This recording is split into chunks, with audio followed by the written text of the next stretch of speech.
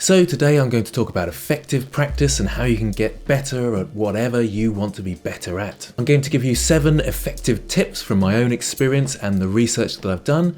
I'm quite interested in this subject, so I do a fair bit of research on it, and I love a bit of self-improvement. At the end of the video, I'll fill you in on news and we'll have meme of the week and things like that. So we all know that spending a lot of time doing something will enable you to get better at it. And if you'd like to know more about that, you can look at my 10,000 hour video in the corner. Hopefully there'll be a card there if I remember. But as well as spending a lot of time doing something, the quality of that practice is vital also. And you can actually reduce those hours by putting in quality practice. So my first tip will be repetition. Now this seems fairly obvious, you just keep repeating something, do it over and over again for 10,000 hours and you get good. Well, I have a motto when it comes to this, and that's little and often. So I do a little bit, but I do it quite often. Now binge practice sessions can be a good thing and they certainly have their place, but they're quite difficult to maintain. So I wouldn't want to do sort of one binge session a week, for example. I'd rather break it down into much smaller sections, and it's more manageable that way and more approachable in my opinion.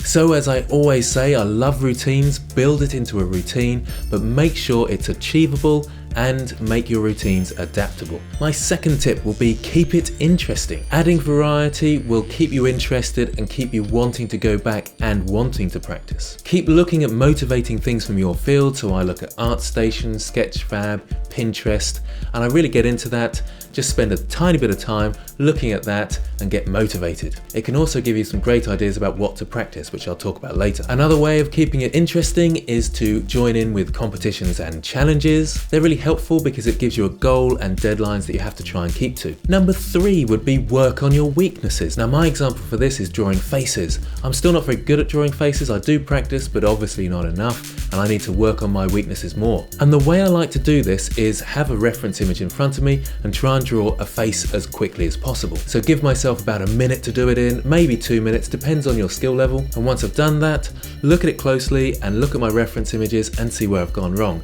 Then I draw another one for 1 to 2 minutes, following the same procedure, but looking back at the other one and see whether I've improved, but looking back at the reference image and seeing whether it's like the reference image or not. And you keep doing that several times, let's say 10 of those, and by the end of it, those techniques should have embedded. And it's great to look at the last one and the first one and see how far you've come. Working on your weaknesses like that can iron them out, and they'll all be at the same level, and you'll be a more full developed artist, being able to take on different things much easier and quicker. Number 4, I'm going to call blind practice. Now this is not drawing with a blindfold or anything like that, although maybe that is a good idea, I don't know. But what I mean is actually drawing without a reference image. Now that sounds counterintuitive because I always go on about reference images all the time, but actually trying to draw from memory without a reference image, then when you finish that piece, make it fairly quick and brief, look back at your reference image and see where you've gone wrong. And that will kind of force you to draw from your memory, which can be a really useful skill. Also, it will improve things when you do have a reference image in front of you,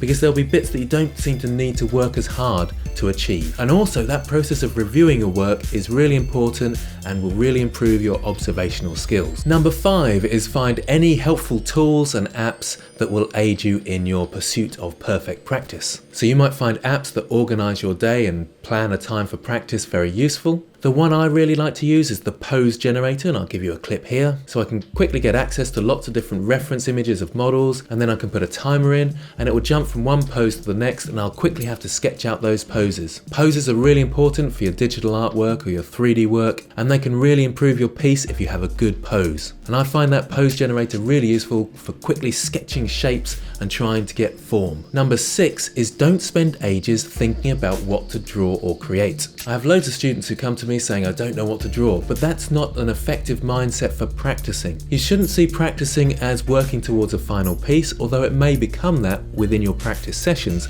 and that's not a bad thing. But practice is actually more about failing and learning from those mistakes. Getting into your practice session is far more important than thinking about what you're going to draw or create. So if you haven't got something you want to practice at that specific time, have a sort of training schedule. I use the pose generator, for example, or think I'm going to draw 10 faces a day or whatever it might be, and that can be adaptable and changeable as you go along with your artistic experiences. So if you can't think of anything to draw, then have a training schedule, and don't get distracted about, oh well, I don't know what to draw, and don't get distracted by final pieces. That's not really practicing as such. That's not to say that spending time on final pieces and portfolio pieces aren't effective practice. They are, but you need to get used to failure as well. And sometimes if you're doing a portfolio piece, you're very careful and worried about experimenting. With a practice sculpt that I just published the other day that I was doing recently, I got to that stage where I thought, actually, I quite like this. And then I started to get scared about experimenting on it. And I kind of had to force myself into thinking, well, that is only supposed to be practice. Number 7, as always, keep a healthy, balanced lifestyle. Now I say this with sort of a bit of a sigh in my voice because I know this is a very difficult one for a lot of people out there, and I'm not expecting you to suddenly take on board all these tips and do them rigorously. I think this one is probably the hardest one to change, where you change your diet so it hasn't got so much sugar and highs and lows within it. Getting exercise can be quite a tough thing to do, but it's really, really useful and helpful. It will help you get rest, but it also helps your mind as well. And your practice will become more effective because your mind is more alert to that practice. So there are 7 helpful tips from my experience and the research I've done that will hopefully help you practice. Now I know it's not as simple as me saying try these tips and you take them on board. It's quite hard work to keep going and it can be a slog at times. But in my experience, it's important not to stress about those, and lots of these different ideas I take on board, but I don't get enough time to practice, and I don't set aside enough time to practice really. And my artwork's doing okay at the moment. I'm sure it could be another level if I practiced harder. But it is a journey that you'll have highs and lows, but keep motivated. If you have a bad day, scrub it off, but keep improving, keep building, and keep striving towards perfection. And always, as much as you can, have fun with it, and practicing will be easier because you're enjoying it. Look at that, an 8th tip for you there, hey? How about that? Now I mentioned competitions and challenges. Well, why not get across to the Discord server? We've got the Christmas competition at the moment, and you can get your piece on the Wall of Fame if you are the winner. There's 2D and 3D, and the deadline is, I think it's the 17th. Check in the description, go along to the Discord server, ask there. It's in the announcement section, so I'm pretty sure it's the 17th though. Next Monday, whatever that is. Also, Sketchfab are running a challenge at the moment, a sort of 3-week challenge, and it's already 1 week in, but you could still join that and have some fun with that. And they actually used my image as the kind of main image for the competition. I was quite proud of that, although they didn't actually reference that it was from me. But it is mine, I promise you. It's got a little fox jumping in a winter landscape. It's really nice.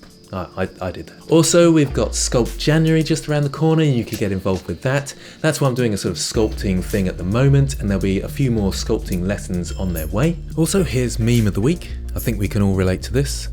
This was me whenever I tried volumetrics in cycles. I just kind of gave up. Also, it's really important to me, and I really enjoy the discussion aspect, so please comment in the description and talk to me across on the Discord server and tell me about your practice regimes that you might have. So as always, thanks for watching, and I'll see you next time.